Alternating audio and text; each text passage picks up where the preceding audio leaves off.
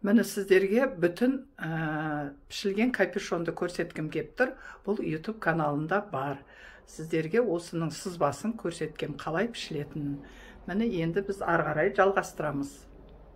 Міне мен енді осы капюшонның астыңғы жағын аламын. Міне мен бұлай сызып қойдым. Мінекей сызып, бұны капюшоны, міне подборты деп айтады, алдын осылай мінекей. Міне аяғына шейін мен салып қойдым. Міне тура осылай.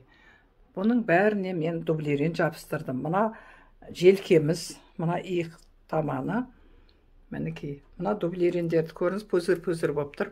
Осындай болмау үшін толығымен бұны әдемелеп үтіктеу керек, қыздар. Айтпесем, кейін аршылып кетеді мына дублеріндер. Міне мен бұған енді астар пішіп алайын деп отырмын. Астына міне капюшон төсеулі тұр. Мінекей астары қалай пішілгенін көрсеткім кеп тұр. Сіздерге бұлай ашқанда мінекей осылай сызып аламыз міне. Менікі бұл куртка ішіндегі киетіні келтелеу. Міне осылай. Бұлай ашып қарағанда мен әзір мерден тігіс алдым. 2 сантиметрде тігіс алдым. Осы тігісті мен мына жерден бастап бүйтіп тігіп шығамын, қойып не жерге. Бұлай қарай тігіп шығамын. Өте әдемі аккуратно тұрады. Егер жалғайтын строчкаларды көбісін осылай жалғауға болады, көрінбей тұратын жердегі. Мінекей мен тігіп қойып, осылай көрініп тұрады бұл. Жаңағы пішкен нәрсемізді мынаны уже мен қойып тігіп шықтым бұлай міне. Бұл бізде келтелеу болады мына жері. Осыны мына жерде мен көріңіз бі қайтарып қойдым. Бұлай алдын ала қайтарып алдым астарын. Мына жағы әлі қайда ұзақ, ұзын. Міне мынаяққа келіп тұр. Міне қалай тігілгенін көріп алдыңыздар, иә. Мінекей. Екеуінде осылай тіктім. Қазір основка жасап көрдім. Мен бұл апқа шаншып алдым. Екеуін қабаттап, қазір бұлай қарай аударамын. Міне бұлай қарай аударғанда менікі біреу артық болып тұр. Тұрақты түрде основка жасап отырамыз біз бұны. Міне көрдің бе? Бұлай қарай. Міне осыны основка жасап қырқып аламыз.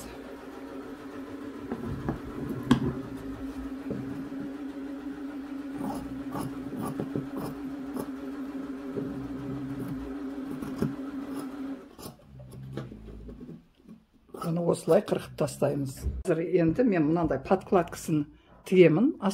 Артқы жағының подкладкасын міне осылай қойып, осы жерден тігем. И мына жақтан бұлай тігіп шығам. Бізде бұл подкладкасы қысқалау, келтелеу болады. Кейін по ходу көрсетемін. Мінекей осылай. Иықтан 1 сантиметр, мынаяқтан 1 сантиметр тігіп шығамын. Мінекей біз иығын, мына боковойын тігіп қойдық. Мінекей иығы, мінекей. И боковойын тігіп қойдым. Бұл астары. Бетіп ашқанда астары мінекей. Астары тігілі тұр. Енді біз осы астарының жағасын тігеміз.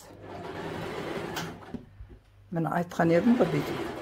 Артында осындай ойық болады деп мына жаңағы бас киімінің. Мінекей қазір осы жерде тігіп аламыз, бетіп, не жет бекітіп, соныкей мына жерін бет тігеміз. Міне көрдіңіздер, бетіп міне мойыныңкі. Бұны бірінші осы жерді тігіп аламыз, бұлай қарай, соныкейін барып, мынаусын тігіп шығамыз. Қазір мен капюшон тігейін деп атырмын. Мінекей капюшон осылай қойып, лапкын бойымын, тігіп шығамын.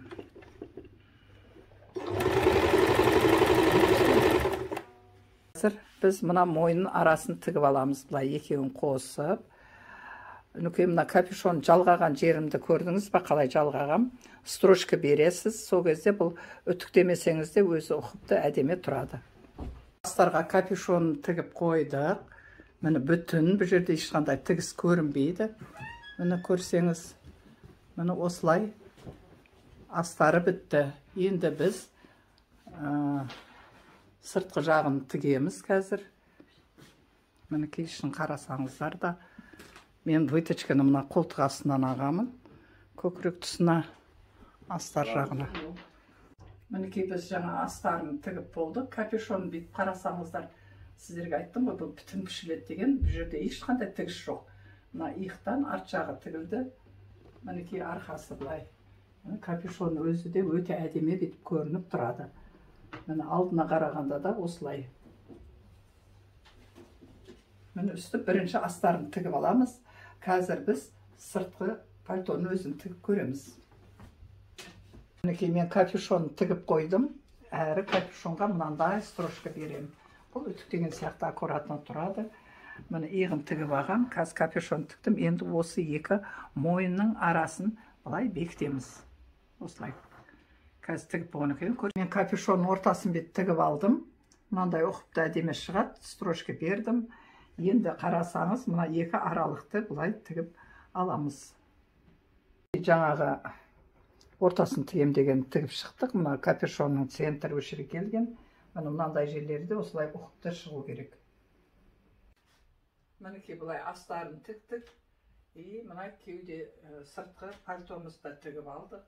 Міне бүйтіп көрген кезде бұл өте әдемі. Мінекей керемет әдемі тұр. Бұл ұзын пальто. Осындай жағасы бар, бұлай бүйтіп айқасып тұрады.